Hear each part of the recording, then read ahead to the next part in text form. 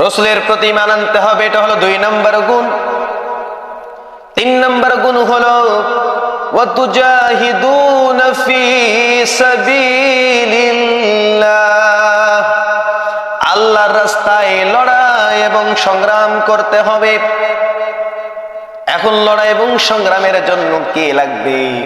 আল্লাহ তাআলা এটাও জানিয়ে দিলেন, বিআমওয়ালিকুম ওয়া আনফুসিকুম, তোমাদের ধন সম্পদ যাবতীয় অর্থ করে যা যা রয়েছে, কখনো সময়ের প্রয়োজনের পরিপ্রেক্ষিতে আল্লাহর রাস্তায় নিজের দেহের তাজা রক্ত ঢেলে দিয়ে হলেও আল্লাহর জমিনে আল্লাহর দ্বীনকে কায়েম করার জন্য লড়াই আর সংগ্রাম করতে হবে।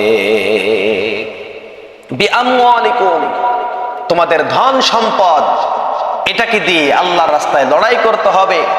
ধন সম্পদের পাশাপাশি বিআমওয়ালিকুম ওয়া আনফুসিকুম, তোমার জানও যদি দিতে হয়, তোমার প্রাণও যদি দিতে হয়, আল্লাহর রাস্তায় আল্লাহর জমিনে তোমার গায়ের তাজা রক্ত ঢেলে দিয়ে হলেও আল্লাহর জমিনে আল্লাহর দ্বীনকে কায়েম করার জন্য তোমাকে লড়াই এবং সংগ্রাম করতে হবে।